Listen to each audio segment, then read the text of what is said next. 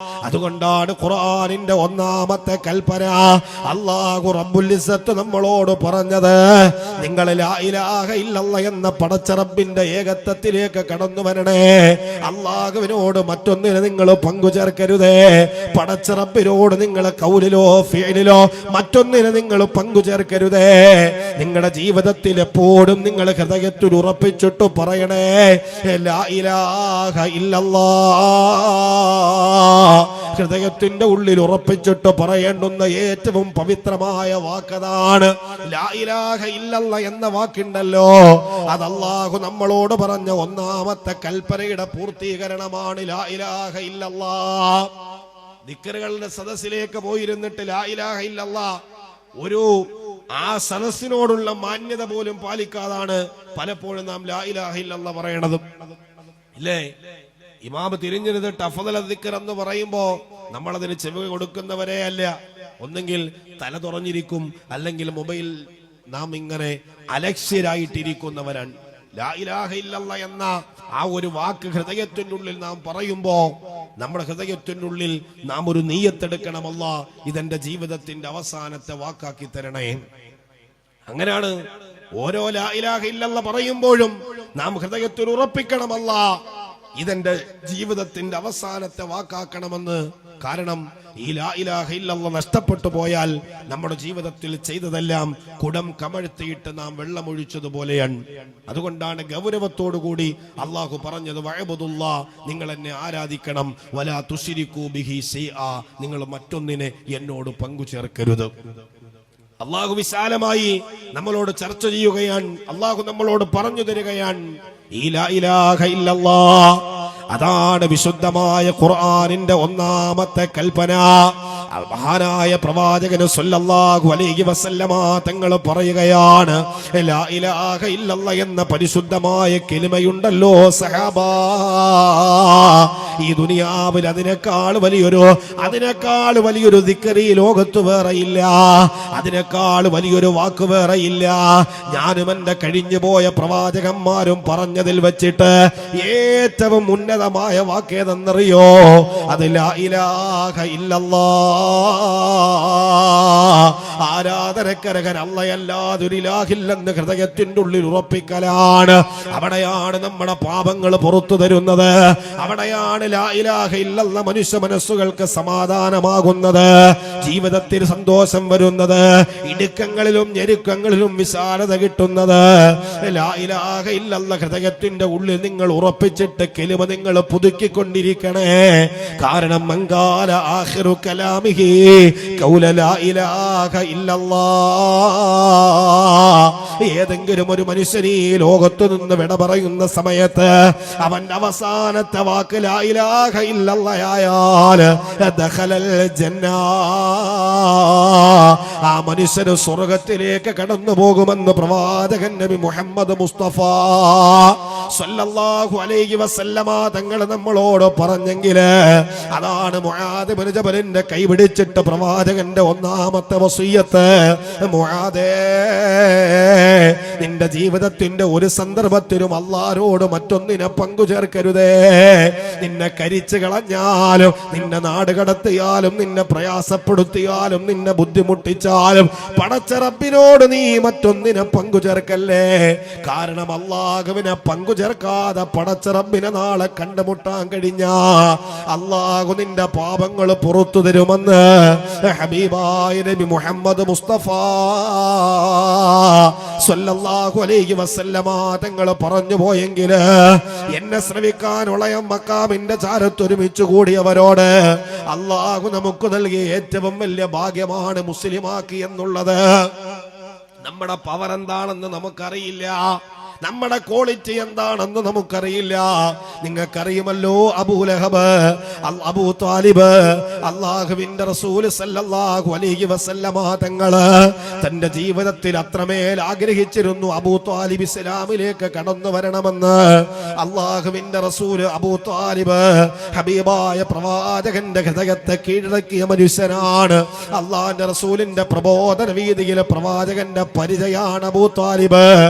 ആരും പ്രവാചകനെ നോക്കാനില്ലാത്ത സമയത്ത് തന്റെ മക്കളെക്കാളേറെ വാത്സല്യത്തോടെ പ്രവാചകനെ ചേർത്തു പിടിച്ച മനുഷ്യനാണ് അബൂ താലിബ്. അബൂ താലിബ് മരണപ്പെടാൻ കിടക്കുന്ന സമയത്ത് അള്ളാഹുവിന്റെ റസൂല് അബൂ താലിബിന്റെ ചാരത്തേക്ക് കടന്നു വന്നിട്ട് പറയുന്നു, അബൂ താലിബേ ഖൂലൂ ലാ ഇലാഹ ഇല്ലല്ലാഹ്, നിങ്ങൾ ലാ ഇലാഹ ഇല്ലല്ലാഹ് പറയണേ. അബൂ താലിബിന്റെ മുഖത്ത് നോക്കിയിട്ട് പ്രവാചകന് ലാ ഇലാഹ ഇല്ലല്ലാഹ് പറയാൻ പറയുമ്പോ അള്ളാന്റെ റസൂലിനോട് അബൂ താലിബിന്റെ മറുപടി ഇല്ല മുഹമ്മദേ, ഇല്ല, നിന്റെ വിശ്വാസത്തിലേക്ക് കടന്നു വരാൻ തയ്യാറല്ല. റസൂലുള്ള പറയുന്ന, അബൂ താലിബേ നിങ്ങൾ ലാ ഇലാഹ ഇല്ലല്ലാഹ് പറഞ്ഞാൽ ഞാൻ നിങ്ങൾക്ക് വേണ്ടി നാളെ പടച്ച റബ്ബിന്റെ മുമ്പിൽ വാദപ്രതിവാദം നടത്താം. നിങ്ങൾക്ക് വേണ്ടി ഞാൻ പടച്ച റബ്ബിന്റെ മുമ്പിൽ നിങ്ങൾക്ക് വേണ്ടി ഞാൻ വാദിക്കാം. നിങ്ങൾ ലാ ഇലാഹ ഇല്ലല്ലാഹ് പറയാതെ മരിക്കല്ലേ. അബൂ താലിബിന്റെ മുമ്പ് ഇരുന്നിട്ട് പ്രവാചകൻ നെടുവീർപ്പോടെ പറയുമ്പോ അബൂ താലിബിന്റെ മുമ്പിൽ ചുറ്റും കൂടിയിരുന്ന അല്ലാഹുവേ ഖുറൈശികളുടെ നേതാക്കന്മാരുടെ മുമ്പില് അബൂ താലിബിന്റെ ആത്മാഭിമാനം പണയം വെക്കാനാ മനുഷ്യൻ തയ്യാറായില്ല. അബൂ താലിബിന്റെ മുഖത്ത് നോക്കിയിട്ട് ആ സമൂഹം പറഞ്ഞത്, നീ അബ്ദുൽ മുത്തലിബിന്റെ മതത്തെ വിട്ടിട്ട് മുഹമ്മദിന്റെ പുതിയ മതവും പേറിയിട്ട് നിന്ദനായിട്ട് ഈ ലോകത്തു നിന്ന് നീ മരണപ്പെടാൻ ഇഷ്ടപ്പെടുകയാണോ? അബൂ താലിബിന്റെ മുമ്പിൽ ഇരുന്നിട്ട് മക്കാ കുഫാറുകൾ ഇത് പറയുമ്പോ അബൂ താലിബ് പറയുന്നു, മുഹമ്മദേ നിന്റെ റബ്ബേകനാണെന്ന് എനിക്കറിയാം, നീ അള്ളാഹുവിന്റെ പ്രവാചകനാണെന്ന് എനിക്കറിയാം. പക്ഷേ ഞാൻ ഈ നിന്റെ മതവും പേറിയിട്ട് മരണപ്പെട്ടു പോയാൽ ഈ സമൂഹം എന്നെ, ഈ ഭീരുവൻ ഈ സമൂഹം എനിക്ക് മുദ്ര ചാർത്തപ്പെടുന്നത് കൊണ്ട് എന്റെ ആത്മാഭിമാനം നിന്റെ മതത്തെ സ്വീകരിക്കാൻ സമ്മതിക്കുന്നില്ലെന്ന് പറഞ്ഞിട്ട് അബൂ താലിബ് അതാ ജാഹിലിയ്യത്തും പേറിയിട്ട് ഈ ലോകത്തു നിന്ന് വിട പറഞ്ഞു പോകുമ്പോ അബൂ താലിബിന്റെ മുമ്പ് ഇരുന്നിട്ട് പ്രവാചകൻ തങ്ങൾ ഒരു വാക്ക് പറയുന്നുണ്ട്, അള്ളാഹു എന്നോട് നിങ്ങൾക്ക് വേണ്ടി പാപമോചനം തേടാൻ പാടില്ലെന്ന് പറയുന്നത് വരെ, അള്ളാഹു നിങ്ങൾക്ക് വേണ്ടി പാപമോചനം തേടാൻ പാടില്ല എന്ന് അള്ളാഹു എന്നോട് പറയുന്നത് വരെ ഞാൻ നിങ്ങൾക്ക് വേണ്ടി പടച്ച റബ്ബിനോട് പൊറുക്കലിനെ തേടുമെന്ന് പ്രവാചകൻ പറഞ്ഞു. റിസാലത്തിന്റെ കൈയെടുത്തിട്ട് അബൂ താലിബിന്റെ ശരീരത്തേക്ക് തടവാൻ തുടങ്ങുമ്പോ ആകാശ ലോകത്തിന്റെ മേഘപാളികളെ കീറിമുറിച്ച് മുഖറബുൽ അംലാഖ് മലക്ക് ജിബ്രീൽ അലൈഹിസ്സലാത്തു വസ്സലാം പ്രവാചകന്റെ മുമ്പിലേക്ക് കടന്നു വരികയാണ്. അള്ളാന്റെ റസൂലിന്റെ കയ്യെ തട്ടി മാറ്റിയിട്ട് പറയുന്നു, മുഹമ്മദേ അങ്ങ് ഇഷ്ടപ്പെടുന്നവർക്കല്ല പടച്ച റബ്ബ് ഹിദായത്ത് കൊടുക്കുന്നത്, അള്ളാഹു ഇഷ്ടപ്പെടുന്നവർക്കാണ് അള്ളാഹു ഹിദായത്ത് കൊടുക്കുന്നത്. അതുകൊണ്ട് ലാ ഇലാഹ ഇല്ലല്ലാഹ് പറയാതെ ഈ ലോകത്ത് നിന്ന് ഏതെങ്കിലും ഒരു മനുഷ്യന് മരണപ്പെട്ടു പോയാൽ ആ മനുഷ്യന് വേണ്ടി നിങ്ങൾ പൊറുക്കലിനെ തേടല്ലേ എന്ന് അള്ളാഹുവിന്റെ വിശുദ്ധ ഖുർആൻ. പ്രവാചകന്റെ മുമ്പിൽ ആ സെക്കൻഡ് സമയം ആകാശത്തുനിന്ന് അള്ളാഹുവിന്റെ വിളിയാളം കടന്നു വന്നു, നബിയേ ലാ ഇലാഹ ഇല്ലല്ലാഹ് പറയാതെ ഏതെങ്കിലും ഒരു മനുഷ്യൻ ഈ ലോകത്തു നിന്ന് മരണപ്പെട്ടു പോയാൽ ആ മനുഷ്യന് വേണ്ടി അങ്ങ് പാപമോചനം തേടാൻ പാടില്ല, അവർക്ക് വേണ്ടി നിസ്കരിക്കാൻ പാടില്ല. കാരണം അള്ളാഹു ഏതെങ്കിലും ഒരു മനുഷ്യന് പുറത്തു കൊടുക്കണമെങ്കിൽ ആ മനുഷ്യന്റെ ക്വാളിറ്റി അവൻ മുസ്ലിം ആയിരിക്കുക എന്നുള്ളതാണ്. അത് ഇസ്ലാമിന്റെ വിധി. ലാ ഇലാഹ ഇല്ലല്ലാഹ് അംഗീകരിക്കാത്ത ഒരു മനുഷ്യനും അള്ളാഹു പാപമോചനം നൽകുകയില്ല. ലാ ഇലാഹ ഇല്ലല്ലാഹ് എന്നൊരു വാക്ക് ഹൃദയത്തിൽ ഉറപ്പിച്ചിട്ട് നീ പറഞ്ഞാൽ നിന്റെ ജീവിതത്തിന്റെ വന്ന പാപങ്ങള് അള്ളാഹു സമുദ്രത്തിന്റെ തിരമാലകളിലെ നുരകൾക്ക് സമാനമാണെങ്കിലും ശരി അള്ളാഹു പുറത്തു കൊടുക്കുമെന്ന് അള്ളാഹുവിന്റെ വിശുദ്ധമായ ഖുർആൻ. ഇതില്ലാതെ നിങ്ങൾ അള്ളാഹിനെ കണ്ടുമുട്ടാൻ പാടില്ല. അവിടെയാണ് അള്ളാന്റെ റസൂലിന് അത്രമേൽ ഹൃദയത്തിൽ ഇഷ്ടപ്പെട്ട അബൂ താലിബിന് അള്ളാഹു കൊടുക്കാത്ത ഒരു സൗഭാഗ്യമാണ് അള്ളാഹു നമുക്ക് തന്നത്. ഈ സമയം വരെ അള്ളാഹു നമ്മളെ മുസ്ലിമാക്കി എന്നുള്ളത് ഇല്ലേ? നമ്മുടെ ജീവിതത്തിൽ ലാ ഇലാഹ ഇല്ലല്ലാഹ് മനസ്സിരുത്തി നമ്മൾ പറഞ്ഞിട്ടില്ല. ഉണ്ടോ? മുസ്ലിം ആവാൻ വേണ്ടി നമ്മൾ ആരെങ്കിലും ലാ ഇലാഹ ഇല്ലല്ലാഹ് പറഞ്ഞവരുണ്ടോ? ഉണ്ടോ? നിങ്ങൾ ഇവിടെ തന്നെ ഇല്ലേ? നിങ്ങൾ ഇവിടെ തന്നെ ഇല്ലേ? എന്തെല്ലാം കൂക്കുന്നേ? ഓപ്പറേറ്ററോടെ വെള്ളം കുടിക്കാൻ പോയാ? മുസ്ലിം ആവാൻ നമ്മൾ ലാ ഇലാഹ ഇല്ലല്ലാഹ് പറഞ്ഞവരുണ്ടോ? ആരിലുണ്ടോ മുസ്ലിം ആകാൻ വേണ്ടി? അബൂബക്കർ, ഉമറും ഉസ്മാനും അലിയും റളിയല്ലാഹു അൻഹും അജ്മഈൻ അവരൊക്കെ മുസ്ലിം ആകാൻ പറഞ്ഞ വാക്കായിരുന്നു അശ്ഹദു അല്ലാ ഇലാഹ ഇല്ലല്ലാഹ് വ അശ്ഹദു അന്ന മുഹമ്മദർ റസൂലുള്ളാഹ്. നമ്മൾ പറഞ്ഞിട്ടുണ്ട് മുസ്ലിം ആകാൻ വേണ്ടി. എൻ്റെ വാപ്പ അബ്ദുറഹ്മാൻ ആയതുകൊണ്ട് ഞാൻ അബ്ദുർ റസാഖായി. ഇല്ലേ? നമ്മളൊക്കെ ആരാണ്? പാരമ്പര്യ മുസ്ലിമീങ്ങളാണ് അല്ലേ? വാപ്പയും വാപ്പാടെ വാപ്പയും കുടുംബക്കാരൊക്കെ മുസ്ലിമായപ്പോ ആ തായ് വഴിയിൽ നമ്മളും ഇങ്ങനെ മുസ്ലിമായി ജീവിക്കുന്നു എന്നല്ലാതെ വല്ലതും നമ്മുടെ കയ്യിൽ ബാക്കിയുണ്ടോ? ഉണ്ടോ? ഒന്നും നമ്മുടെ കയ്യിലില്ല. അപ്പോഴും നാം ചിന്തിക്കണം, ഈ സെക്കൻഡ് വരെ അള്ളാഹു നമ്മളെ മുസ്ലിമാക്കി എന്നുള്ളത്. എത്രയാളാണ് 19ഉം 20ഉം വയസ്സുവരെ മുസ്ലിമായി ജീവിച്ച ഈ സമൂഹത്തിന്റെ പെൺകൊടിമാരാണ് തന്റെ പ്രണയ സാക്ഷാത്കാരത്തിനു വേണ്ടി പരിശുദ്ധ ഇസ്ലാമിനെ വലിച്ചെറിഞ്ഞു പോയവർ. ഇല്ലേ? കടബാധ്യത തലക്കുമീതെ പെയ്തിറങ്ങിയപ്പോ, ജീവിതത്തിന്റെ ഒരു പ്രതിസന്ധിയെ മറികടക്കാൻ കഴിയാതെ വന്നപ്പോ ഈ സമുദായത്തിന്റെ എത്ര ചെറുപ്പക്കാരാണ് ജീവിതത്തിന്റെ അവസാനം ഒരു മുഴം കയറിൽ തന്റെ ജീവിതം അവസാനിപ്പിച്ചു കളഞ്ഞത്. എത്ര ആളുകളെ നമുക്കറിയാം. അപ്പോഴും അള്ളാഹു പരിശുദ്ധ ദീനിൽ നമ്മളെ ഉറപ്പിച്ചു നിർത്തിയിരിക്കുകയാണ്. അള്ളാഹുവേ, ഈമാനോടെ നീ ഞങ്ങളെ മരിപ്പിക്കണേ അല്ലാ, ഈമാനോടെ ഞങ്ങളെ നീ മരിപ്പിക്കണേ റബ്ബേ. ജീവിതത്തിന്റെ അവസാന വാക്ക് ലാ ഇലാഹ ഇല്ലല്ലാഹ് ആക്കണേ അല്ലാ.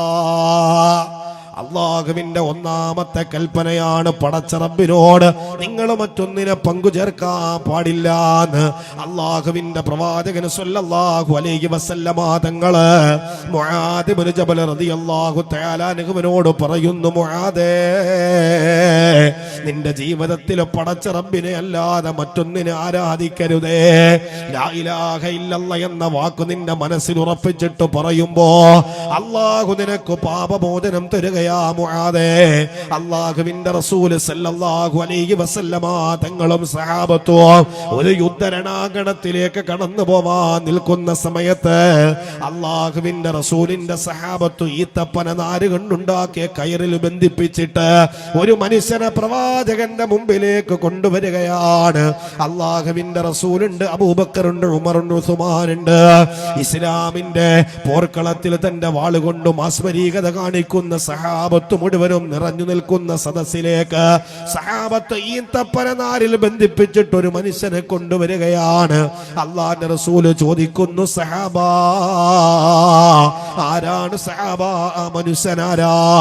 സഹാബത്ത് പറയുന്നു, നബിയേ, ഇതാണ് അസ്വദുർ റാഇ എന്ന് പറയപ്പെടുന്ന മക്കാ കുഫാറുകളുടെ ചാരനാണ് നബിയേ, ചാരനാണ് നബിയേ. ഇസ്ലാമിന്റെ തന്ത്രങ്ങളെല്ലാം, ഇസ്ലാമിന്റെ തന്ത്രങ്ങള് ശത്രുപാളയത്തിൽ ചോർത്തി കൊടുക്കുന്ന ചാരനാ നബിയേ, ചാരനാ നബിയേ. അല്ലാഹുവിന്റെ റസൂൽ സല്ലല്ലാഹു അലൈഹി വസല്ലമ തങ്ങളുടെ മുമ്പില് അസ്വദുർ റാഇ പേടിച്ചരണ്ടിട്ട് കടന്നു വന്ന് നിൽക്കുകയാണ്. ഇവിടെ നിന്ന് ജീവനോടെ രക്ഷപ്പെടാൻ കഴിയില്ല. മുഹമ്മദിന്റെ അനുയായികള് എന്നെ കൊന്നുകളയും തീർച്ചയാണ്. അബൂബക്കർ വെറുതെ വിട്ടാലും, മുഹമ്മദ് എന്നെ വെറുതെ വിട്ടാലും സല്ലല്ലാഹു അലൈഹി വസല്ലം. ഉമറിന്റെ വാൾത്തലയുടെ മൂർച്ച എനിക്ക് നല്ലതുപോലെ അറിയാം. ഉമറിന്റെ വാളിൽ നിന്ന് രക്ഷപ്പെടാൻ എനിക്ക് കഴിയില്ല. തന്റെ ജീവൻ നഷ്ടപ്പെട്ടു പോകുമെന്ന് ഉറപ്പിച്ചിട്ട് അസ്വദുർ റാഇ അല്ലാഹുവിന്റെ റസൂലിന്റെ മുമ്പിൽ ഇരിക്കുന്ന സമയത്ത് അബൂബക്കർ സിദ്ദീഖ് തങ്ങൾ പറയുന്നു, നബിയേ, യാ റസൂലല്ലാഹ്,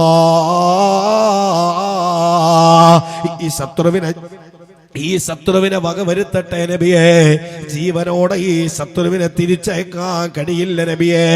അല്ലാഹുവിന്റെ റസൂല് പറയുന്ന, അബൂബക്കറേ, ആ മനുഷ്യനെ നീ പ്രയാസപ്പെടുത്തരുതേ, നൊമ്പരപ്പെടുത്തരുതേ. അബൂബക്കർ സിദ്ദീഖ് തങ്ങൾ പറഞ്ഞു തീരുമ്പോഴേ ഉമർ ഫാറൂഖ് റളിയല്ലാഹു തആല അൻഹു തന്റെ പുറകിലിരുന്ന വാളൂരി ഊരുകയാണ്. യാ റസൂലല്ലാഹ്, ആ മനുഷ്യന്റെ തല ഞാൻ കൊയ്തെടുക്കട്ടെ നബിയേ. അല്ലാഹുവിന്റെ റസൂൽ ഉമറിന്റെ കൈക്ക് പിടിച്ചിട്ട് പറഞ്ഞത്, പാടില്ല ഉമറേ, പാടില്ല, ആ മനുഷ്യനെ ഉപദ്രവിക്കരുത് നബിയേ. ഇത്ര വലിയ ചാരനായ ഒരു മനുഷ്യനെ നമ്മുടെ മുമ്പിൽ കിട്ടിയിട്ട് ഈ മനുഷ്യനെ ജീവനോടെ പറഞ്ഞയക്കുകയാണോ നബിയേ? അല്ലാഹുവിന്റെ റസൂല് സല്ലല്ലാഹു അലൈഹി വസല്ലമ തങ്ങള് സഹാബത്തിനോട് ഇത് പറയുമ്പോ സഹാബത്ത് ഞെട്ടിത്തെരിച്ചു പോയി. പ്രവാചകൻ എന്തേ ഇങ്ങനെ എങ്ങനെ? ഈ ശത്രുവിനെ കൊല്ലാൻ ഉത്തരവിടാനുള്ളതിന് എന്തിനാണ് പാടില്ല പാടില്ല എന്ന് പ്രവാചകൻ പറയുന്നത്? കാരണം ഇൻഹുവ ഇല്ലാ വഹ്യു യൂഹാ.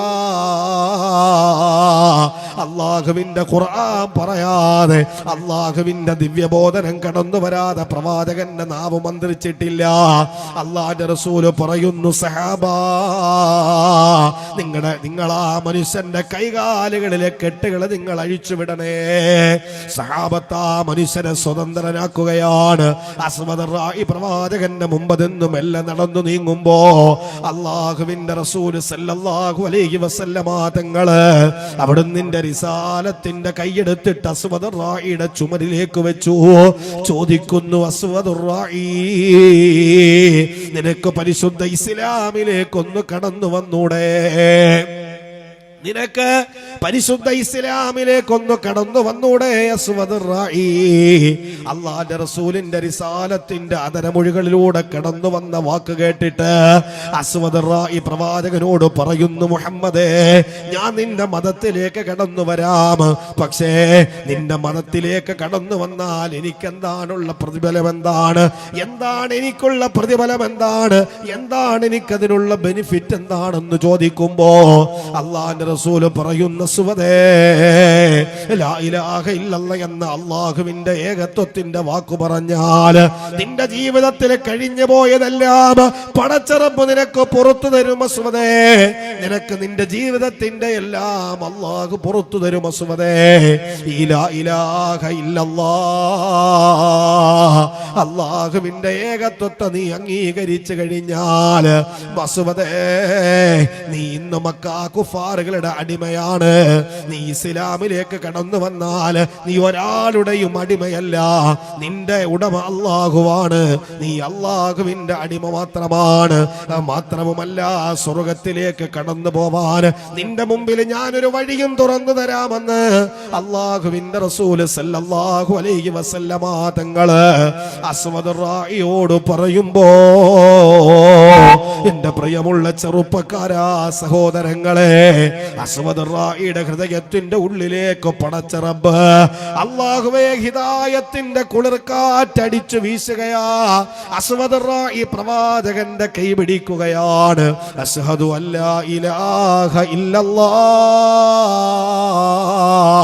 വഅശ്ഹദു അന്ന മുഹമ്മദർ റസൂലുള്ളാഹ്. അല്ലാഹുവിന്റെ റസൂലിന്റെ കൈ പിടിച്ചിട്ട് അസ്വദ് റായി പരിശുദ്ധ ഇസ്ലാമിലേക്ക് കടന്നു വരികയാണ്. അല്ലാഹുവിന്റെ റസൂലിന്റെ സഹാബത്ത് അതുവരെ പേര് കേൾക്കുമ്പോ അറപ്പോടെ കണ്ട മനുഷ്യനാണ്. കണ്ടാൽ തന്റെ വാൾത്തലേക്ക് ഇരയാക്കാൻ സഹാബത്ത് കാത്തിരുന്ന മനുഷ്യനുണ്ടല്ലോ. വിശുദ്ധ ഇസ്ലാമിന്റെ സാദ്വല തീരങ്ങളിലേക്ക് കടന്നു വന്നപ്പോ അസ്വദ് റായിയുടെ പേര് കേട്ടപ്പോ സഹാബത്ത് ഉറക്കെ വിളിച്ചു പറഞ്ഞു, റളിയല്ലാഹു അൻഹു. അസ്വദ് റായി ലാ ഇലാഹ ഇല്ലല്ലാഹ് എന്ന പരിശുദ്ധ വചനം പറഞ്ഞിട്ട് ഇസ്ലാമിലേക്ക് കടന്നു വരികയാണ്. യുദ്ധമതാ കൊടുമ്പിരി കൊള്ളുകയാണ്. അല്ലാഹുവിന്റെ റസൂലിന്റെ മുമ്പ് വന്നിട്ട് കൊച്ചുകുട്ടിയെ പോലെ കരയുന്ന അസ്വദ് റായി, യാ നബി അല്ലാഹ്, അല്ലാഹുവിന്റെ റസൂലേ, ഈ അല്പസമയം മുമ്പ് വരെ ഞാൻ ഇസ്ലാമിന്റെ ശത്രു പട്ടികയിലായിരുന്നു. ഞാൻ മുസ്ലിമിന്റെ വിവരങ്ങൾ ശത്രുപാളയത്തിൽ ചോർത്തിക്കൊടുക്കുന്ന ചാരനായിരുന്നു.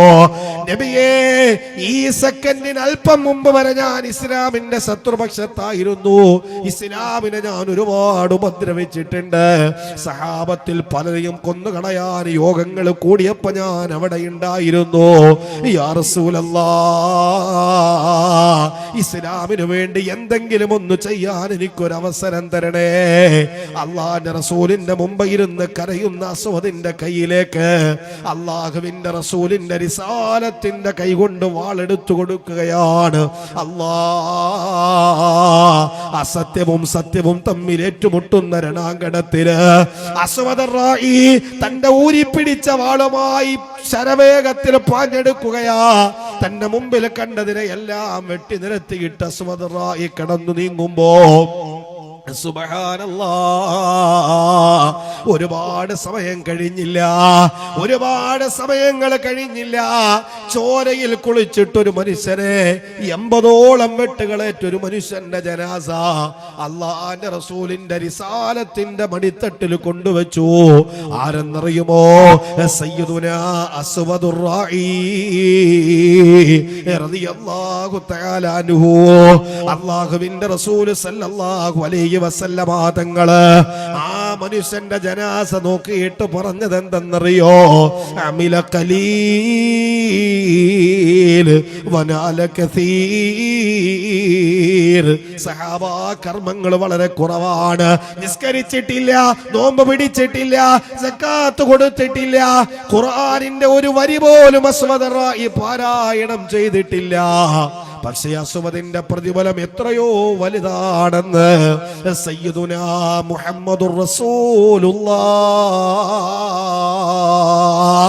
സ്വല്ലല്ലാഹു അലൈഹി വസല്ലം അസ്വദിന്റെ ജീവിതത്തിൽ കടന്നുപോയ പാപങ്ങളെ ലാ ഇലാഹ ഇല്ലല്ലാഹ് എന്ന ആ മാസ്മരിക മന്ത്രം കൊണ്ട് പൊറുപ്പിച്ചു പോയെങ്കിൽ, അതുകൊണ്ടാണ് വിശുദ്ധമായ ഖുർആനിലൂടെ അല്ലാഹു നമ്മളോട് ഒന്നാമത് പറഞ്ഞ ബാധ്യതയാണ് വഅബ്ദുല്ലാഹ് വലാ തുശ്രികൂ ബിഹി ശൈആ. നിങ്ങൾ പടച്ച റബ്ബിനോട് മറ്റൊന്നിനെ പങ്കുചേർക്കരുതെന്ന്. അത് കഴിഞ്ഞിട്ട് രണ്ടാമത് അള്ളാഹുവിന്റെ ഖുർആൻ പറഞ്ഞത് എന്തെന്നറിയോ? പിന്നീട് അള്ളാഹു നിസ്കരിക്കാനല്ല പറഞ്ഞത്, അള്ളാഹു നോമ്പ് പിടിക്കാനല്ല പറഞ്ഞത്, അള്ളാഹു ഹജ്ജ് ചെയ്യാനല്ല പറഞ്ഞത്. അള്ളാഹുവിന്റെ ഏകത്വത്തെ അള്ളാഹു പറഞ്ഞിട്ട് വിശുദ്ധമായ ഖുർആനിന്റെ ചില സ്ഥലങ്ങളിൽ നമുക്ക് നോക്കിയാൽ കാണാം, ഒന്നിനോട് ചേർത്ത് അള്ളാഹു മറ്റൊന്നിനെ പറഞ്ഞതായിട്ട് നമുക്ക് കാണാം. അവിടെ അള്ളാഹു നിസ്കാരത്തെ പറഞ്ഞ കൂട്ടത്തിൽ അള്ളാഹു സക്കാത്തിനെ പറഞ്ഞതുപോലെ 27 സ്ഥലങ്ങളില് അല്ലാഹു സുബ്ഹാനഹു വ തആല സക്കാത്തിനെ നമുക്ക് പരിചയപ്പെടുത്തിയത് നിസ്കാരത്തോട് ചേർത്താണ്. കാരണം നിസ്കരിക്കുന്നെങ്കിൽ നിങ്ങൾ സക്കാത്ത് കൊടുക്കണം. നിസ്കരിക്കുന്നവരാണോ നിങ്ങൾ സക്കാത്ത് കൊടുക്കണം. ഓരോ വിഷയത്തിന്റെയും ആ വിഷയത്തിന്റെ പ്രാധാന്യത്തെ ഖുർആൻ ഓർമ്മപ്പെടുത്തുകയാണ്. 27ഓളം സ്ഥലങ്ങളില് അല്ലാഹുവിന്റെ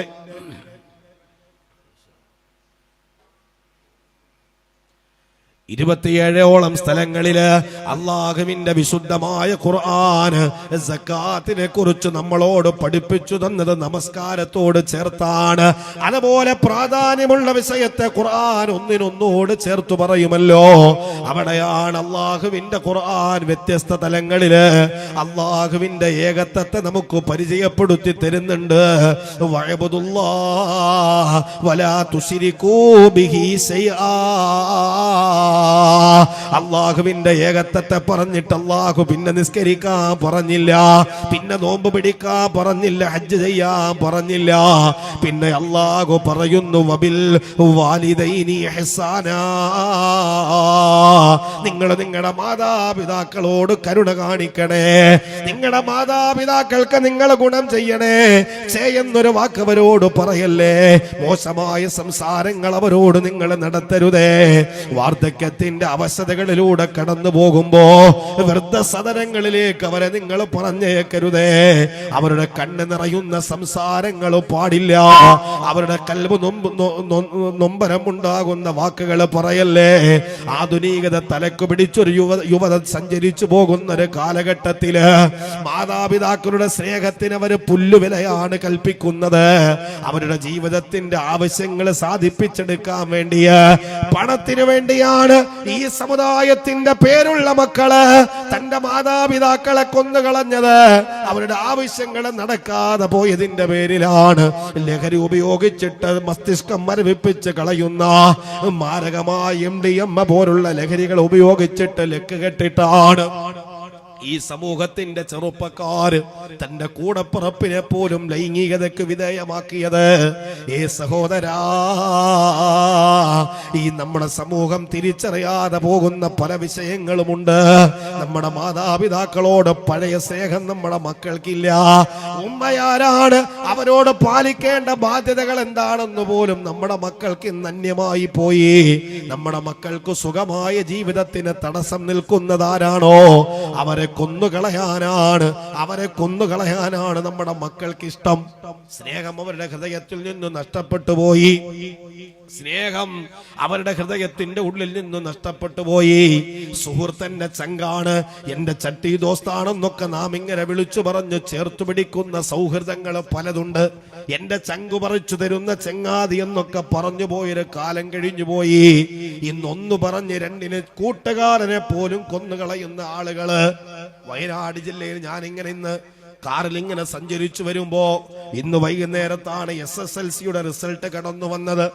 നമ്മുടെ മക്കളെല്ലാം A+ ഫുള്ള് മാർക്ക് വാങ്ങിയവരുണ്ട്, A+ കുറഞ്ഞു പോയവരുണ്ട്, ജയിച്ചവരും പരാജയപ്പെട്ടവരുമുണ്ട്. സ്വാഭാവികമാണ്.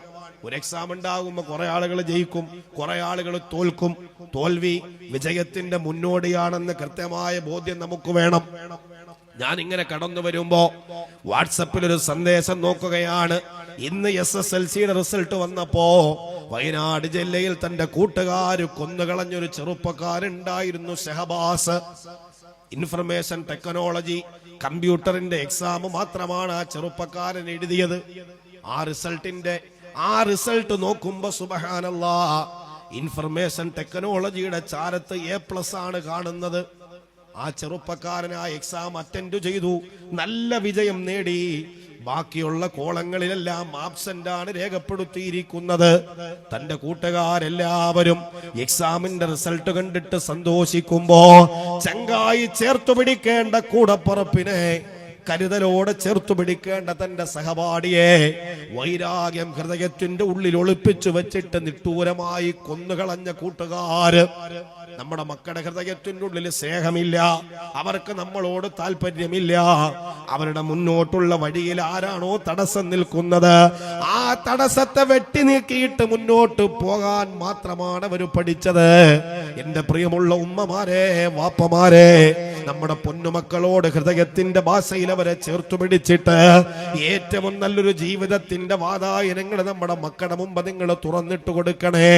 ഭൗതിക ജീവിതത്തിന്റെ പിന്നാമ്പുറങ്ങളിലൂടെ മാത്രം നിങ്ങൾ സഞ്ചരിക്കണ്ട.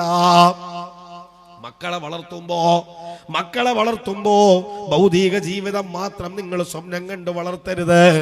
എഞ്ചിനീയറും ഡോക്ടറും അഡ്വക്കേറ്റും മാത്രമാകണമെന്ന വാശിയുടെ പുറത്തു നിങ്ങൾ മക്കളെ വളർത്തരുത്. ഇന്ന് മക്കളെ വളർത്തുന്നത് എന്തിനാണെന്ന് ചോദിച്ചാൽ എല്ലാവരും വാശിപ്പുറത്താണ് മക്കളെ വളർത്തുന്നത്, ഇല്ലേ? ജ്യേഷ്ഠന്റെ മകൻ അഡ്വക്കേറ്റ് ആയാൽ അനുജന്റെ മകൻ എഞ്ചിനീയർ ആവണം, ഇല്ലേ? എന്റെ പെങ്ങളുടെ മകൾ ഡോക്ടർ ആണെങ്കിൽ എന്റെ മകൻ അഡ്വക്കേറ്റ് ആവണം, എഞ്ചിനീയർ ആവണം. ഭൗതികത മാത്രം നോക്കിയിട്ടാണ് നാം ഇപ്പൊ നമ്മുടെ മക്കളെ വളർത്തുന്നത്. ഇല്ലാന്ന് പറയാൻ കഴിയോ? മദ്രസ സംവിധാനങ്ങൾക്ക് നാം കൊടുക്കുന്ന പ്രാധാന്യം എത്രയാണെന്ന് നാം ഒന്ന് ചിന്തിച്ചു നോക്കണം. വർഷത്തിൽ ലക്ഷക്കണക്കിന് ഫീസ് കൊടുത്താണ് നമ്മുടെ മക്കളെ ഭൗതിക കലാലയങ്ങൾ നമ്മൾ തെരഞ്ഞെടുത്തു വിടുന്നത്, ഇല്ലേ? ഡോക്ടറാക്കാൻ, എഞ്ചിനീയറാക്കാൻ. അവിടെ അവരുടെ ഇബാദത്തിന് തടസ്സം നിൽക്കുന്ന ക്യാമ്പസുകളുണ്ട്. ജുമഅക്ക് പോലും പള്ളിയിലേക്ക് പറഞ്ഞു വിടാത്ത ക്യാമ്പസുകളുണ്ട്. ഈ ക്യാമ്പസിന്റെ സ്ട്രിക്റ്റ് നിയമത്തിൽപ്പെട്ടതാണ് വെള്ളിയാഴ്ച ജുമഅക്ക് നമ്മുടെ മക്കളെ പറഞ്ഞേക്കാത്ത ക്യാമ്പസുകളെ തിരഞ്ഞെടുക്കുമ്പോൾ നമ്മുടെ മക്കളുടെ മതബോധം കൂടി നിലനിർത്താൻ കഴിയുന്ന ക്യാമ്പസുകൾ നിങ്ങൾ തിരഞ്ഞെടുക്കണം. കാരണം നമ്മൾ ഈ നമ്മുടെ മക്കളെ നമ്മൾ വളർത്തി വലുതാക്കുന്നത് നമ്മുടെ ഖബറിലേക്ക് നമുക്ക് പ്രയോജനപ്പെടണമെന്ന പ്രതീക്ഷയുടെ പുറത്താണ്. അങ്ങനല്ലേ നമ്മൾ മക്കളെ വളർത്തുന്നത്. അല്ലാതെ ഡോക്ടറും എഞ്ചിനീയറും മാത്രമാക്കി ഭൗതികമായ ദുനിയാവിന്റെ ജീവിതം മാത്രം സ്വപ്നം കണ്ടാണ് നിങ്ങൾ വളർത്തുന്നതെങ്കിൽ ദുനിയാവ് കൊണ്ട് ആ മക്കൾ അവസാനിച്ചു. അവരെ നിങ്ങൾക്ക് നാളെ പരലോകത്ത് ഒരു ആവശ്യത്തിന് പോലും നിങ്ങൾക്ക് അവരെ കിട്ടൂല. കാരണം നമ്മൾ വളർത്തിയത് ദുനിയാവിന്റെ ഡോക്ടറും എഞ്ചിനീയറും മാത്രം സ്വപ്നം കണ്ടിട്ടാണ്. മതബോധമുള്ള ഒരു തലമുറയെ നമുക്ക് വളർത്തിയെടുക്കണം. മതബോധമുള്ള ഒരു തലമുറയെ നമുക്ക് വാർത്തെടുക്കാൻ കഴിഞ്ഞാൽ മാത്രമേ ഖബറിൽ നമുക്ക് സ്വസ്ഥമായിട്ട് ഉറങ്ങാൻ കഴിയൂ. ഈ മക്കൾ നമ്മുടെ ഖബറിന്റെ ചാരത്ത് വരണമെങ്കിൽ, നമുക്ക് വേണ്ടി നമ്മുടെ മക്കൾ ദുആ ചെയ്യണമെങ്കിൽ കൃത്യമായ തർബിയത്തിലൂടെ നമുക്ക് നമ്മുടെ മക്കളെ വളർത്താൻ കഴിയണം. നമ്മൾ ഭൗതികത മാത്രമാണ് നമ്മുടെ ലക്ഷ്യം. മക്കൾ വളരണം, വലുതാവണം, നേഴ്സാവണം, ഓരോ ക്ലാസ്സിലും സ്പെഷ്യൽ ട്യൂഷൻ കൊടുത്തിട്ടാണ് നമ്മുടെ മക്കളെ വളർത്തി വലുതാക്കുന്നത്. ബയോളജിക്ക് നല്ല മാർക്ക് വാങ്ങിയാൽ മാത്രമേ ഏനപ്പൊയ്യയിലോ മാലിക് ദീനാറിലോ ഒക്കെ നമുക്ക് അഡ്മിഷൻ കിട്ടണമെങ്കിൽ ബയോളജിക്ക് A+ വേണം, ഇല്ലേ? എങ്കിലേ നേഴ്സാവാൻ പറ്റൂ, എങ്കിലേ ഗൾഫിൽ പോയിട്ട് ലക്ഷങ്ങൾ സമ്പാദിക്കാൻ കഴിയൂ എന്നിങ്ങനെ പറഞ്ഞാണ് സ്കൂൾ ഫീസുകൾ 50,000 ലക്ഷവും വർഷത്തിൽ നാം എണ്ണി കൊടുക്കുമ്പോ മദ്രസയുടെ ഫീസിന്റെ വിഷയത്തിൽ ഒരു 100 എന്നുള്ളത് 200 ആക്കിയാൽ അപ്പൊ നമ്മൾ തുടങ്ങും, അല്ലേ? ലക്ഷങ്ങൾ ഭൗതിക വിദ്യാഭ്യാസത്തിൽ നമ്മൾ വലിച്ചെറിയുമ്പോ ഒരു സീറ്റിന് 7 ലക്ഷവും 8 ലക്ഷവും 9 ലക്ഷവും മെഡിക്കൽ സീറ്റിന് വേണ്ടി നാം ഇങ്ങനെ വലിച്ചെറിയുമ്പോ നമ്മുടെ മദ്രസ കലാലയത്തിൽ ഈ വർഷം 100 ശമ്പളം കൊടുക്കാൻ തികയുന്നില്ല, അതുകൊണ്ട് 100 രൂപയുടെ കൂട്ടുകയാണെന്ന് കമ്മിറ്റിക്കാർ പറഞ്ഞാൽ അവിടെ തീർന്നു. ഇനി മദ്രസയിലേക്ക് വിടുന്നില്ല എന്ന തീരുമാനത്തിലേക്കാണ് നമ്മൾ എത്തുന്നത്. മാതാപിതാക്കൾക്ക് മക്കളോട് 2 ബാധ്യതയാണുള്ളത്.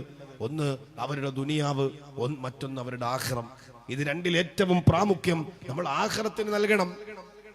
അങ്ങനെ മക്കളെ വളർത്തിയാലേ ഈ മക്കളെ സമാധാനത്തോടെ നമ്മളെ ഖബറിൽ കിടക്കാൻ അനുവദിക്കൂ. മഹാനായ ലുഖ്മാനുൽ ഹക്കീം അലൈഹിസ്സലാം.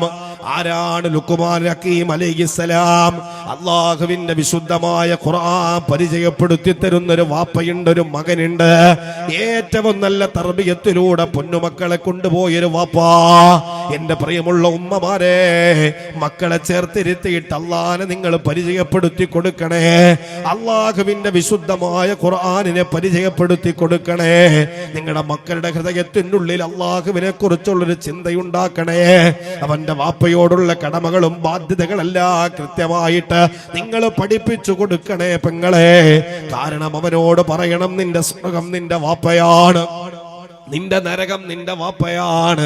മോനെ, ഇത് രണ്ടിനോടുമുള്ള ബാധ്യതകളെ നിനക്ക് കൃത്യമായി നിർവഹിക്കാൻ കഴിഞ്ഞില്ലെങ്കിൽ നിന്റെ വാസസ്ഥലം അത് നരകമാണെന്ന് പൊന്നുമക്കളോട് പറഞ്ഞ് സ്നേഹത്തിന്റെ വാക്കുകളിലൂടെ, സ്നേഹത്തിന്റെ കരുതലിന്റെ വാക്കുകളിലൂടെ നിങ്ങളുടെ മക്കളുടെ ഹൃദയത്തിൻ്റെ ഉള്ളിൽ മാതാപിതാക്കളോടുള്ള സ്നേഹം നിങ്ങൾ നിറയ്ക്കണേ. അതുകൊണ്ടാണ് പ്രിയമുള്ള ചെറുപ്പക്കാരാ, മഹാനായ ലുഖ്മാനുൽ ഹക്കീം അലൈഹിസ്സലാത്തു വസ്സലാം തന്റെ പൊന്നുമകൻ ആവശ്യമുള്ള തർബിയത്തുകളെല്ലാം കൊടുക്കുകയാണ്. എന്നിട്ട് ലുഖ്മാൻ തങ്ങൾ ഒരിക്കൽ പറയുന്നു, മോനെ, നിനക്ക് ഞാൻ അള്ളാനെ പഠിപ്പിച്ചു തന്നു, അള്ളാഹുവിന്റെ കിതാബുകളിൽ നിന്ന് നിനക്ക് ഞാൻ പഠിപ്പിച്ചു തന്നു. നിന്റെ ഉമ്മയോട്, നിന്റെ വാപ്പയോട്, കൂടപ്പിറപ്പുകളോട്, മുസ്ലിമീങ്ങളോട് നീ പാലിക്കപ്പെടേണ്ടുന്നതെല്ലാം നിനക്ക് ഞാൻ പരിചയപ്പെടുത്തി തന്നു. ഇന്ന് നിന്റെ എക്സാം, നിന്റെ പഠിത്തം ഇവിടെ പൂർത്തിയാവുകയാണ്. നിന്നോട് ഞാനൊരു എക്സാം, ഒരൊറ്റ ചോദ്യത്തിന്റെ എക്സാം മാത്രമാണ് നിനക്കുള്ളത്. എന്റെ പരീക്ഷ എന്തെന്നറിയോ? ലുഖ്മാൻ അലൈഹിസ്സലാത്തു വസ്സലാമിന്റെ മുമ്പ് വന്നു നിൽക്കുന്ന പൊന്നുമോനോട് ലുഖ്മാൻ തങ്ങൾ പറയുന്നത് എന്തെന്നറിയോ? ഈതി ബിശൈഇൻ മിനൽ ജന്നാ. മോനെ, ഈ ദുനിയാവിൽ നിന്ന് സ്വർഗത്തിന്റെ ഒരു വസ്തു നീ എനിക്ക് കൊണ്ടുതരണം മോനെ. ലുഖ്മാൻ അലൈഹിസ്സലാത്തു വസ്സലാമിന്റെ പൊന്നുമകനോടുള്ള ചോദ്യമാണ്, ഈതി ബിശൈഇൻ മിനൽ ജന്നാ. നീ സ്വർഗത്തിൽ ഒരു വസ്തു ഈ ദുനിയാവിൽ നിന്ന് കൊണ്ടുതരണേ. പെട്ടെന്നൊരു ചോദ്യം നമ്മളോട് വാപ്പ ചോദിച്ചാ പിന്നീട് 2 പ്രാവശ്യം നമുക്കൊന്ന് ചിന്തിക്കേണ്ട ഒരു ചോദ്യമാണ്. സ്വർഗത്തിലെ ഏത് വസ്തുവാണ് എന്റെ വാപ്പാക്ക് കൊണ്ടു കൊടുക്കുക? പഴമാണോ, തേനാണോ, എന്താണ് വാപ്പ എന്നോട് ദുനിയാവിൽ സ്വർഗത്തിന്റെ വസ്തു ചോദിച്ചത്? ലുഖ്മാൻ അലൈഹിസ്സലാത്തു വസ്സലാം തന്റെ പൊന്നുമകനോട് ഇത് പറയുമ്പോ തന്റെ പൊന്നുമകനതാ വിദൂരത്തിലേക്ക് ഓടി മറയുകയാ. അല്പസമയം കഴിഞ്ഞിട്ട് വാപ്പാടെ മുമ്പിലേക്ക് ലുഖ്മാൻ അലൈഹിസ്സലാത്തു വസ്സലാം ഒരു കിഴി കൊണ്ട് കൊടുക്കുകയാണ്, തുണിയിലെന്തോ പൊതിഞ്ഞിട്ട്. ലുഖ്മാൻ അലൈഹിസ്സലാത്തു വസ്സലാം ആ തുണി മെല്ലെ തുറന്നു നോക്കുമ്പോ അല്ലാഹുവേ, പച്ചമണ്ണാണ് കാണുന്നത്, പച്ചമണ്ണാണ്. മോനെ, നിന്നോട് ഞാൻ സ്വർഗത്തിലെ വസ്തുവല്ലേ ചോദിച്ചത്? നിന്നോട് സ്വർഗത്തിലെ വസ്തു ചോദിച്ചപ്പോ നീ എന്റെ മുമ്പിൽ കൊണ്ടുവച്ചത് വെറും മണ്ണാണല്ലോ പൊന്നുമോനെ. ലുഖ്മാൻ അലൈഹിസ്സലാത്തു വസ്സലാമിനോട് പൊന്നുമകൻ പറഞ്ഞത്, ഹാദാ ശൈഉം മിനൽ ജന്ന. വാപ്പാ, ഇത് സ്വർഗത്തിലെ വസ്തുവാണ്. ഇതെവിടുന്ന പൊന്നുമകനെ നിനക്ക് കിട്ടിയതെന്ന് ലുക്മാൻ അലൈഹിസ്സലാത്തു വസ്സലാം തന്റെ പൊന്നുമകനോട് ചോദിക്കുമ്പോ മകന്റെ മറുപടിയാണ് വഹുവ മിൻ തഹത്തി ഖദമി ഉമ്മി വഹുവ തുറാബും മിൻ തുറാബിൽ ജന്ന. വാപ്പാ, ഇതെന്റെ ഉമ്മാടെ കാൽപാദത്തിന്റെ കീഴിലുള്ള മണ്ണാണ്. അത് സ്വർഗത്തിലെ മണ്ണാണ് വാപ്പാ. സ്വർഗത്തിലെ വസ്തു കൊണ്ടുവരാ പൊന്നുമകനോട് ലുക്മാൻ തങ്ങൾ പറയുമ്പോ രണ്ടാമതൊന്നും ലുക്മാൻ തങ്ങളുടെ മകൻ ആലോചിക്കേണ്ട വന്നില്ല. കാരണം കൃത്യമായിട്ട് അവന്റെ വാപ്പാനെ പരിചയപ്പെടുത്തി, അവന്റെ ഉമ്മയെ പരിചയപ്പെടുത്തി, അവനോടുള്ള ബാധ്യതകൾ പറഞ്ഞു കൊടുത്തു.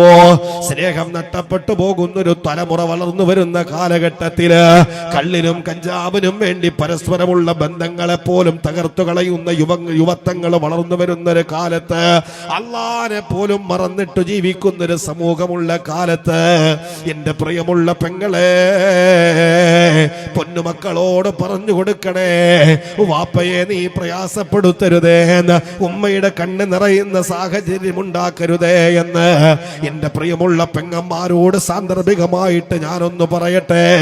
നിങ്ങൾ ജീവിതത്തിന്റെ ഒരു വീട്ടിൽ നിന്നും മറ്റൊരു വീട്ടിലേക്ക് കടന്നു പോവേണ്ടുന്ന പെങ്ങന്മാരാണ്. വിവാഹപ്രായമെത്തിയ ഈ സമൂഹത്തിന്റെ ചെറുപ്പക്കാരികള് ഒരു വീട്ടിൽ നിന്നും മറ്റൊരു വീട്ടിലേക്ക് കൈപിടിച്ച് നിങ്ങൾ കടന്നു പോവേണ്ടവരാണ്. ആ കൈപിടിച്ച് കടന്നു പോകുന്ന വീട്ടിലെ തലനരച്ച നിന്റെ ഭർത്താവിന്റെ വാപ്പയുണ്ടാവാം, നിന്റെ ഭർത്താവിന്റെ ഉമ്മയുണ്ടാവാം. പെങ്ങളെ, അവരെ പരിചരിക്കേണ്ടുന്നൊരവസരം നിന്റെ ജീവിതത്തിൽ നിനക്ക് വീണ് കിട്ടുമ്പോ, നിന്റെ ഭർത്താവ് പാതിരാത്രി കടന്നു വരുമ്പോ ഭർത്താവിന്റെ ചവിയിലെ തലയണ മന്ത്രം നടത്തിയിട്ട് നിങ്ങളുടെ ഭർത്താവിനെ നോക്കാനല്ല ഞാൻ വന്നത്, ഇന്ന് തന്നെ ഇവിടം വിട്ടിട്ട് വാടക വീട് നോക്കണമെന്ന് പറയുന്ന പെങ്ങന്മാരോട്, എന്റെ പെങ്ങളെ, നീ നിന്റെ ഭർത്താവിനോട് ചെവിയിൽ പറഞ്ഞു കൊടുക്കുന്ന ഈ വാക്കുണ്ടല്ലോ, നിന്റെ ഭർത്താവിനെ നരകത്തിലേക്ക് എത്തിക്കുന്ന വാക്കാ. എന്റെ മുമ്പിലിരിക്കുന്ന തലനരച്ച വാപ്പമാരോട്, എന്റെ പ്രിയമുള്ള ഉമ്മമാരോട് ചോദിക്കട്ടെ, എന്തിനാണ് നിങ്ങൾ പൊന്നുമക്കളെ വളർത്തുന്നതെന്ന് ഞാൻ ചോദിച്ചാൽ, എന്തിനാണ് നിങ്ങൾ കഷ്ടപ്പെട്ടു നിങ്ങളുടെ കഷ്ടപ്പാടുകൾ അറിയിക്കാതെ മുണ്ടരയിൽ മുറുക്കി കുത്തിയിട്ട് 60 വയസ്സ് കഴിഞ്ഞിട്ടും പ്രവാസ ജീവിതം അവസാനിപ്പിക്കാതെ കുറച്ചുകൂടി കഴിയട്ടെ എന്ന് കരുതിയിട്ട് പൊന്നുമക്കൾക്ക് വേണ്ടിയല്ലേ നിങ്ങളുടെ ജീവിതത്തിന്റെ സുഖങ്ങളെല്ലാം ഉപേക്ഷിച്ചിട്ട് നിങ്ങൾ കടൽ കടന്നു പോയത്? ജീവിതത്തിന്റെ പ്രയാസങ്ങൾ പറയാതെ എന്റെ ഉളയത്തെ പ്രവാസികളെ, പ്രവാസ ജീവിതത്തിന്റെ പ്രയാസങ്ങള് നിങ്ങളുടെ പൊന്നുമക്കളോട് പറയാതെ, ഭാര്യ അറിയിക്കാതെ, അല്ലാഹുവേ 100 ഡിഗ്രിയിൽ പുറത്ത് ശരീരത്തിൽ പടച്ചറമ്പേ ചുട്ടുപൊള്ളുന്ന പനിയുള്ളപ്പോഴും പാതിരാത്രി കിടന്നുറങ്ങുമ്പോ പെനഡോൾ കഴിച്ചിട്ട് കിടന്നുറങ്ങിയ പ്രവാസികളെ, രാവിലെ എഴുന്നേറ്റിട്ട് പണിക്ക് പോകുന്ന പ്രവാസികളെ എനിക്കറിയാം. അല്ലലും അലട്ടലും സഹിക്കുമ്പോഴും അവരൊരാളോടും പറയാറില്ല, എന്തിനാ ചെറുപ്പക്കാരാ നീ പൊന്നുമക്കളെ വളർത്തുന്നത് എന്തിനാണെന്ന് ഞാൻ ചോദിച്ചാൽ, എന്റെ സദസ്സിന്റെ മുമ്പിലിരിക്കുന്ന തലനരച്ച വാപ്പമാരോട്, എന്തിനാണ് വാപ്പാ പൊന്നുമക്കളെ പാടത്തും പറമ്പത്തും പണിയെടുത്തിട്ട് കഷ്ടപ്പെട്ട് വളർത്തിയത്? എന്റെ വാപ്പമാർക്കും ഉമ്മമാർക്കും പറയാനുള്ള വാക്കത് തന്നെയല്ലയോ? ഉസ്താദേ, ഞാൻ വാർദ്ധക്യത്തിന്റെ അവശതകളിലൂടെ കടന്നു പോകുന്നൊരു സമയം എനിക്കുണ്ടാവാം. എനിക്കെന്റെ കൈയൊന്ന് പിടിച്ച് നടക്കാൻ, എന്റെ കൈ പിടിച്ച് നടത്താൻ എന്റെ പൊന്നുമകൻ എന്നോട് കൂടെ ഉണ്ടാവുമല്ലോ എന്ന് കരുതിയിട്ടാണ് ഉസ്താദേ ഞാൻ എന്റെ വീട്ടിന്റെ കിടക്കയില് എന്റെ ശരീരം നിശ്ചലനായ അവസ്ഥയിൽ കിടക്കുമ്പോ എന്റെ പൊന്നുമക്കൾ എന്റെ വായിലേക്ക് ഭക്ഷണം വെച്ചു തരുമല്ലോ, അവരെന്നെ കുളിപ്പിക്കുമല്ലോ. ഉസ്താദേ, കഴിക്കാൻ എന്റെ കൈ പൊങ്ങാതെ വരുമ്പോ എന്റെ പൊന്നുമകൻ എനിക്ക് വായിലേക്ക് ഭക്ഷണം വെച്ചു തരുമല്ലോ. അസ്റായിലിനെ പ്രതീക്ഷിച്ചിട്ട് ഞാൻ കിടക്കുമ്പോ എന്റെ പൊന്നുമകൻ എന്റെ ചെവിയിലെ കെലിമ പറഞ്ഞു തരുമല്ലോ. ഞാൻ മരിച്ചാൽ അവൻ എന്റെ ജനാസ കുളിപ്പിക്കുമല്ലോ. അല്ലാഹുവേ, പള്ളിക്കാട്ടിലേക്ക് എന്റെ ജനാസ കൊണ്ടുപോയി വെക്കാൻ നമസ്കാരത്തിനു വേണ്ടി എന്റെ പള്ളിയുടെ മിനാബിംബറിന്റെ ചാരത്ത് എന്റെ ജനാസ കൊണ്ടുവെക്കുമ്പോ എന്റെ പൊന്നുമകൻ എന്റെ ജനാസക്ക് നേതൃത്വം നിസ്കരിപ്പിക്കാൻ നേതൃത്വം കൊടുക്കുമല്ലോ. അവന്റെ കൈ കൊണ്ട് എന്റെ ജനാസ മണ്ണിലേക്ക് ഇറക്കി വെക്കുമല്ലോ. 6 മണ്ണിന്റെ മീസാൻ കല്ലിന്റെ ചാരെ ഞാൻ കിടന്നുറങ്ങുമ്പോൾ അല്ലാഹുമ്മ ഗഫിർ ലി അബീ അല്ലാഹുമ്മ ഗഫിർ ലി ഉമ്മീ, എന്റെ ഉമ്മക്കും എന്റെ വാപ്പക്കും പുറത്തു കൊടുക്കണേന്ന് എന്റെ പൊന്നുമക്കൾ എന്റെ ഖബറിന്റെ ചാരത്ത് വന്നിട്ട് ദുആ ചെയ്യുമല്ലോ. ഉസ്താദേ, അതിനു വേണ്ടിയാണ് കഷ്ടപ്പെട്ട് ഞാൻ വളർത്തിയത്, അതിനു വേണ്ടിയാണ് പ്രയാസം സഹിച്ചിട്ട് ഞാൻ വളർത്തിയത്. എന്റെ പൊന്നു പെങ്ങളെ, നീ കൈപിടിച്ചു പോകുന്ന വീട്ടില് വാർദ്ധക്യത്തിന്റെ അവസ്ഥകളിലൂടെ കടന്നുപോയ നിന്റെ ഭർത്താവിന്റെ വാപ്പയും ഉമ്മയും 4 ചുമരുകൾക്കുള്ളിൽ ജീവിക്കുമ്പോ അല്ലാഹുവേ, അവന്റെ ജീവിതത്തിലേക്ക് കടന്നു വന്ന പെണ്ണ് മരുമകളല്ല മകളായിട്ട് ഞങ്ങളെ നോക്കുമെന്ന പ്രതീക്ഷയിലാണ് അവരിരുന്നത്. അവരെ വലിച്ചെറിഞ്ഞിട്ട് വാടക കോട്ടേഴ്സ് തേടി പോകുന്ന അഭിനവ യുഗത്തിന്റെ ചെറുപ്പക്കാരികളെ, പൊന്നുമോനെ വേണ്ടടാ, എന്റെ പ്രിയമുള്ള പെങ്ങളെ വേണ്ട പെങ്ങളെ. കൈപിടിച്ചു കടന്നു വന്ന പെണ്ണിന്റെ പവർ നോക്കിയിട്ട്, അവളുടെ സൗന്ദര്യം നോക്കിയിട്ട്, കുടുംബമഹിമ നോക്കിയിട്ട് ജനിപ്പിച്ച വാപ്പയെയും ഉമ്മയെയും തള്ളി പറയുന്ന ചെറുപ്പക്കാരാ വേണ്ട, ചെറുപ്പക്കാരാ വേണ്ട. ജീവിതത്തിന്റെ ഏറ്റവും നല്ല, നിന്റെ ജീവിതത്തിന്റെ ഏറ്റവും നല്ല കാലം അവരാണ്, നിന്റെ ജീവിതത്തിന്റെ ഏറ്റവും നല്ല സന്തോഷം അവരാണ്, നിന്റെ ജീവിതത്തിന്റെ ഏറ്റവും നല്ല സന്തോഷകാലം അവരോടൊപ്പമുള്ള ജീവിതമാണ്. പ്രയാസപ്പെടുത്തല്ലേ, മോശമായൊരു വാക്കു പറയല്ലേ. അല്ലാഹുവിന്റെ റസൂല് നബി മുഹമ്മദ് മുസ്തഫ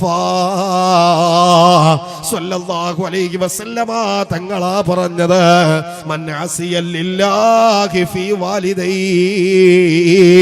അസ്ബഉ ലഹു ബാബാനി മഫ്തൂഹാനി മിനന്നാർ. വാപ്പയെ പ്രയാസപ്പെടുത്തിയവരാരാണ്? ഉമ്മയെ പ്രയാസപ്പെടുത്തിയവരാരാണ്? അല്ലാഹുവേ, അവരുടെ കണ്ണുനീര് നിങ്ങള് കാരണമായിട്ട് ഒരിറ്റു കണ്ണുനീര് അവരുടെ കണ്ണിലൂടെ വെളിയിലേക്ക് നിറകളിച്ചിട്ടുണ്ടോ? മോനെ, അത് തീയാണെന്ന് മറന്നു പോവല്ലേ, അത് തീയാണെന്ന് മറന്നു പോവല്ലേ. ഇന്നലെ കണ്ടവന്റെ കൈപിടിച്ചിട്ട് കടന്നു പോകുന്ന സഹോദരിമാരോട്, നിന്റെ പിതാവ് നിനക്ക് വേണ്ടി കഷ്ടപ്പെടുകയാണ്. 19 വയസ്സായി 20 വയസ്സായി അവർക്ക് അനുയോജ്യരായ ഒരു ചെറുപ്പക്കാരന്റെ കയ്യിൽ അവളെ പിടിച്ചേൽപ്പിക്കണമെന്ന് സ്വപ്നം കണ്ടിട്ട് നിങ്ങളെ വളർത്തി വലുതാക്കുന്ന നിങ്ങളുടെ വാപ്പമാരുണ്ട്, നിങ്ങളുടെ ഉമ്മമാരുണ്ട്, നിങ്ങളുടെ വൈവാഹിക ജീവിതത്തെ കുറിച്ച് ചിന്തിക്കുന്നവരുണ്ട്. 18ഉം 20ഉം വർഷം നിങ്ങളെ വളർത്തി വലുതാക്കിയ മാതാപിതാക്കളുടെ സ്നേഹത്തിന് പുല്ലുവില കൊടുത്തിട്ട് എന്റെ പെങ്ങളെ ഇന്നലെ കണ്ടവന്റെ കൈപിടിച്ചിട്ട് നിങ്ങൾ തിരഞ്ഞെടുക്കുന്ന ജീവിതമുണ്ടല്ലോ, ആ ജീവിതത്തിന്റെ സന്തോഷത്തിന് അധികകാലമില്ലെന്ന് ഞാൻ ഓർമ്മപ്പെടുത്തുകയാണ്. മാതാവിന്റെയും പിതാവിന്റെയും കണ്ണു നിറച്ചിട്ട് നീ തെരഞ്ഞെടുത്ത നിന്റെ ദാമ്പത്തിക ജീവിതമുണ്ടല്ലോ പെങ്ങളെ, ഒന്നെങ്കിൽ നിന്റെ ജീവിതത്തിലൂടെ, അല്ലെങ്കിൽ അല്ലാഹു നിനക്ക് തന്ന സന്താനങ്ങളിലൂടെ പടച്ച റബ്ബ് നിന്നെ പരീക്ഷിക്കാതെ നിന്നെ തിരിച്ചെടുക്കില്ല. അതുകൊണ്ടാണ് അല്ലാഹുവിന്റെ റസൂല് പറഞ്ഞത്, സഹാബാ, മാതാപിതാക്കളുടെ കണ്ണ് നിറയാൻ നിങ്ങൾ കാരണമായോ? വാപ്പാന്റെയും ഉമ്മാടെയും കണ്ണ് നിറയാൻ നിങ്ങളെ കാരണക്കാരായോ? പെങ്ങളെ, ചെറുപ്പക്കാരാ, ആ കണ്ണുനീരിന്റെ വേദനയുടെ നൊമ്പരം നിന്റെ ജീവിതത്തിൽ അനുഭവിപ്പിക്കാതെ അല്ലാഹു നിന്നെ തിരിച്ചു വിളിക്കില്ലെന്ന് ഹബീബായ നബി മുഹമ്മദ് മുസ്തഫ സ്വല്ലല്ലാഹു അലൈഹി വസല്ലമ തങ്ങൾ നമ്മളോട് പഠിപ്പിക്കുമ്പോ പ്രയാസത്തിന്റെ വാക്കു പറയരുത്. സ്നേഹത്തോടെ അവരെ നിങ്ങൾ ചേർത്തു നിർത്തണേ. അവരെ മാറ്റി നിർത്തേണ്ടവരല്ല, അവരെ അവഗണിച്ചു മാറ്റി നിർത്തേണ്ടവരല്ല. കൈപിടിച്ചു കടന്നു വന്ന പെണ്ണിന്റെ പവർ നോക്കിയിട്ട് മാറ്റി നിർത്തേണ്ടവരല്ലവര്. അൽഖമ റളിയല്ലാഹു തആല അൻഹുവിന്റെ ചരിത്രം നിങ്ങൾക്കറിയല്ലോ. ഉമ്മയുടെ പൊരുത്തമില്ലാതെ കലിമ പറഞ്ഞു മരിക്കാൻ അത്രമേൽ പ്രയാസപ്പെട്ട സഹാബിയാണ് അൽഖമ റളിയല്ലാഹു അൻഹു. അൽഖമയുടെ ജനാസ അല്ലാഹുവിന്റെ റസൂൽ ഖബറിലേക്ക് ഇറക്കി വെച്ചിട്ട് മണ്ണിട്ട് മൂടി. എന്നിട്ട് റസൂലുള്ളാഹി തങ്ങളാ സമൂഹത്തോട് വിളിച്ചു പറഞ്ഞത് എന്തെന്നറിയോ? യാ മഹ്സറൽ മുഹാജിരീന വൽ അൻസാർ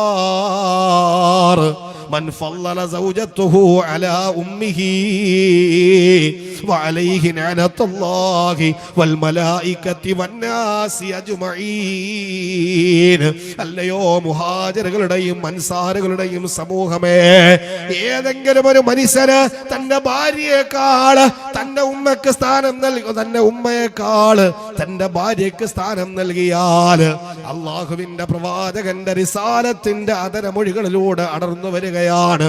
ആരെങ്കിലും തന്റെ ഉമ്മയെക്കാൾ തന്റെ ഭാര്യയ്ക്ക് സ്ഥാനം നൽകിയോ, അള്ളാഹുവിന്റെയും മലക്കുകളുടെയും ശാപം, ഈ ലോകത്തുള്ള മുഴുവൻ മനുഷ്യന്റെയും ശാപമാ മനുഷ്യൻ പേറിയവനെ പോലെയാണെന്ന് ഹബീബായ നബി മുഹമ്മദ് മുസ്തഫ